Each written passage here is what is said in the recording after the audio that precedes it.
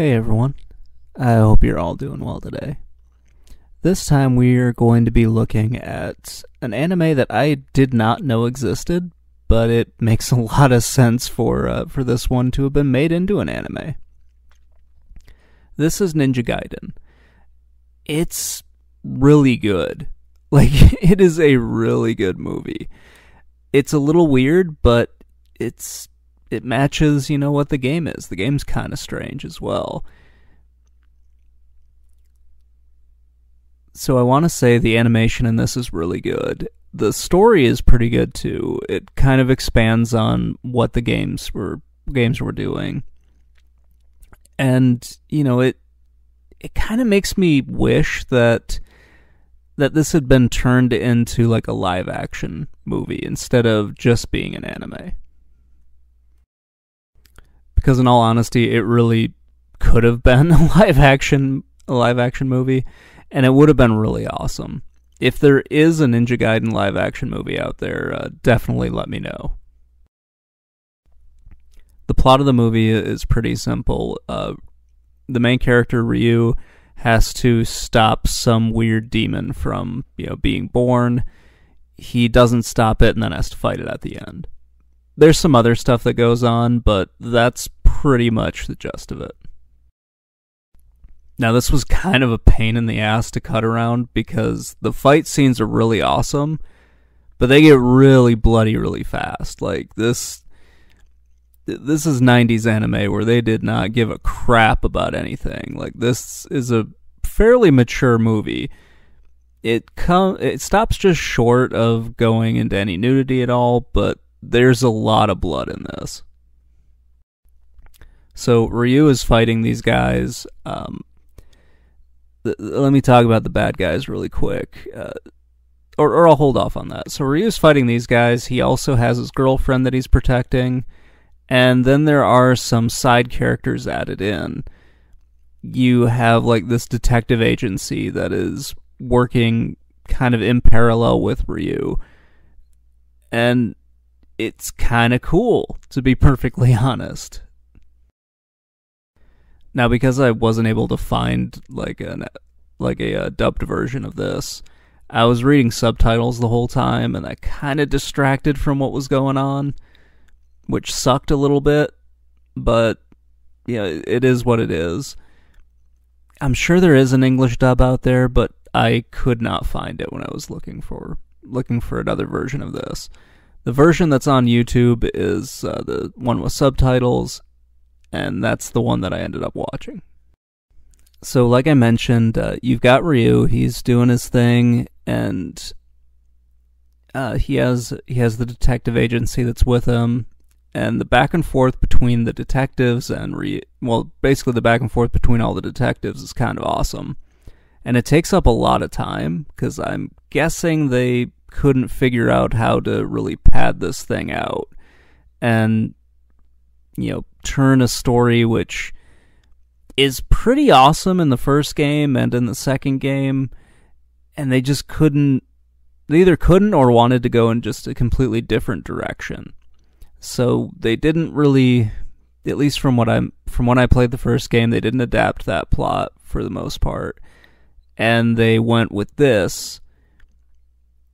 And it's perfectly fine. It just feels a little odd that they, didn't do an adaptation of the first game.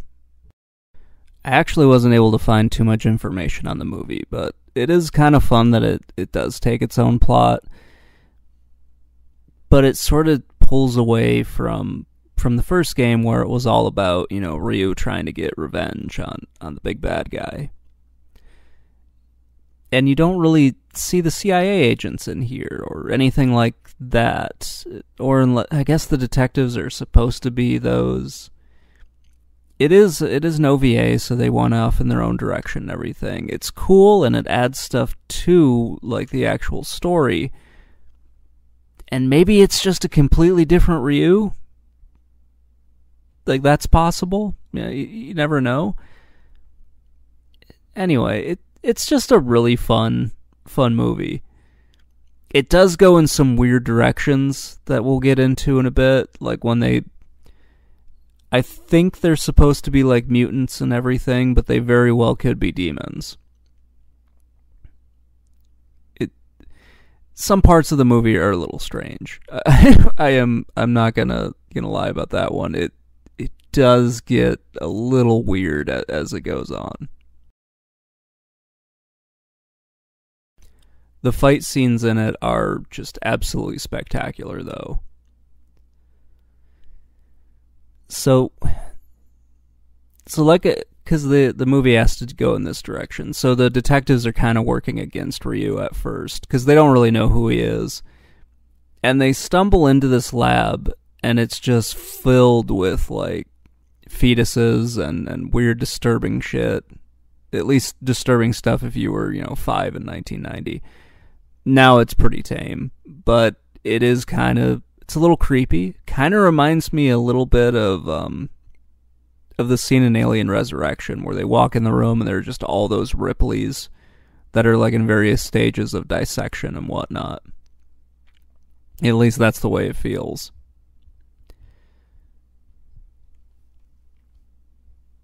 It is explained in this, like, those are supposed to be like biological weapons and everything, but they do kind of feel a little bit like demons in some way. Then, of course, we get to the climax where Ryu and the detectives, they decide they're just gonna go in there and beat the shit out of everybody and kill a whole bunch of people, and it's amazing. Watching this reminded me of like other anime from the 80s and whatnot.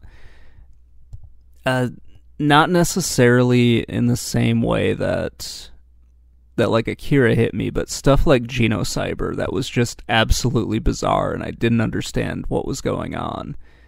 That was kind of what I got from it, even though this is Ninja Gaiden's by no means as confusing as Genocyber was, and it's definitely nowhere near as bloody. But I kind of got that feeling with like the biological weapons and everything, and just some of the weird stuff that was going on. I can't think of like another anime that was similar to that, or at least gave me the same feeling as both Genocyber and Ninja Gaiden gave me, or Gaiden.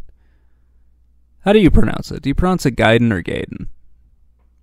Oh well, I don't think either one of them is wrong in any way, but yeah, whatever. I just really like that Ryu has this kind of motley crew of people that he doesn't really need following him in here. It really feels like the detectives were just kind of added in to stretch the movie out a little bit to 45 minutes. Because I don't think Ryu really needed them. He probably could have handled all this on his own, since he just kind of got around all of these people anyway, like all the weird wolves and whatnot. And it is kind of strange, they all just have their guns and whatnot, and Ryu's just running around with a sword, just taking people out left and right. And then you've got these detectives here, which they're fun and everything, but they're definitely the fifth wheel in all of this. When I was watching this, I went back and I played at least the first game, because that's kind of all I can handle is playing the first game. I'm really terrible at the Ninja Gaiden games. And watching through this and playing the first game, I was kind of looking at it going, I don't really see how these like line up, aside from you've got a swordsman named Ryu who isn't really dressed like he is in the first game. I mean, he is a ninja, but it just doesn't feel like that. And they're fighting a bunch of mutants and whatnot. And that's not really what I remembered from the first game. So I was playing the first one, and I was just like, well, this doesn't seem right. Yeah, you got some guys with machine guns in the game. You've got, like, the weird wizard-type people. But come on, where like, the bats and everything? Like, because that's really what I remember from Ninja Gaiden. A bunch of really frustrating jumps, me not knowing what the hell I'm doing, getting stuck to walls and that kind of thing, and a bunch of like suicidal ninjas coming after you. That's what I remember from the first game. Oh yeah, I'm picking up a whole bunch of items that I didn't know what I was supposed to do with because I was like 6 or 7 when I first played this, and I had no idea what the hell was happening. And I really didn't understand the jumping too much. I was really terrible at Ninja Gaiden. Anyway, let's take a break really quick.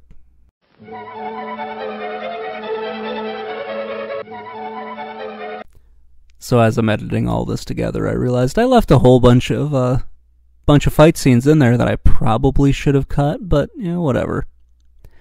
So we get here, and we've got, like, the scientist and everything who's supposed to be behind it, and he gets taken out by this dude, who ends up being our real bad guy. So it's kind of like, the boss has multiple forms and everything. Which is sort of funny. At least I think it's kind of funny. It's one of those instances where it's like, oh, you won, but no, not really, because now the boss is going to take this for real. He's going to take this situation seriously. He's going to use his superpowers. And he turns into like this weird frog demon thing. At least I think it's a frog. Like it looks really weird.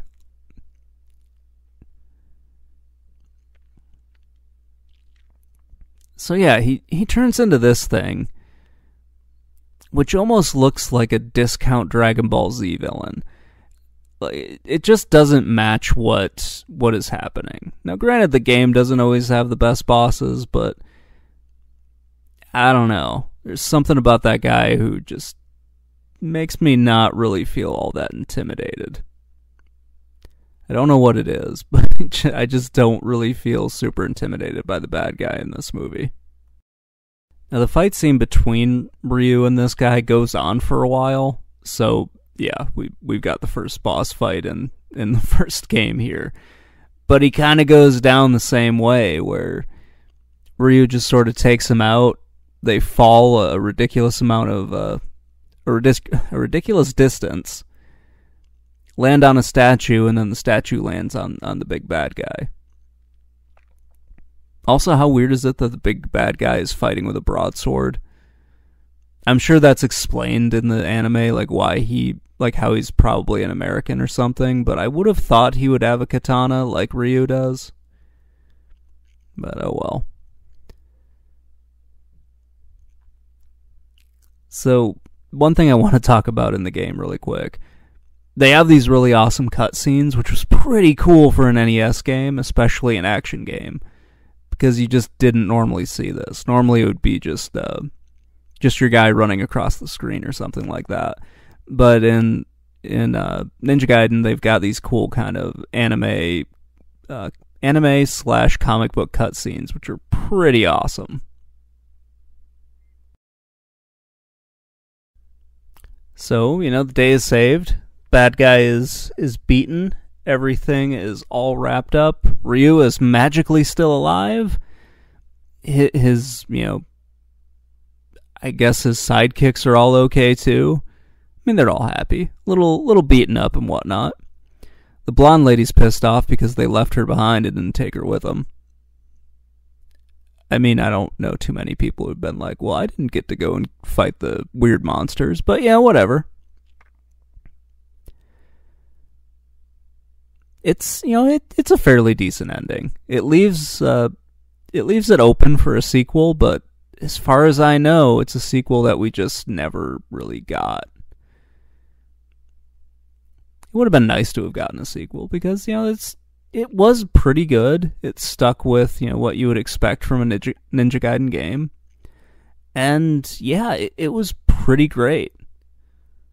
I honestly liked it more than the games, but that has more to do with just my overall frustration with the games. They're really good and everything. I'm just absolutely atrocious at them. I remember it must have been that we rented them or something, but I remember playing these when I was younger and just having no idea what I was doing, but having a lot of fun, like trying to figure out what was happening.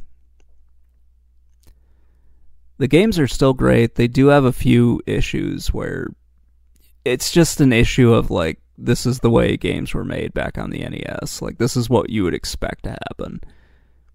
And that can be frustrating for some people. Like, this was, I guess, an example of NES hard, which I'm not totally sure what that means, but, you know, whatever. Anyway, guys, that's going to wrap it up. Let me know what you think in the comments below. If you have a movie you want me to watch or something along those lines, let me know in the comments below. Talk to you later. Bye.